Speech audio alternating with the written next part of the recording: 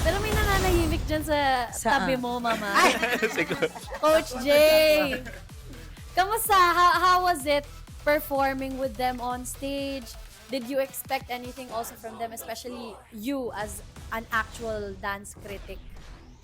Siguro, to be honest, nung tinuruan ako nila Cheng, so parang nag-adjust ako.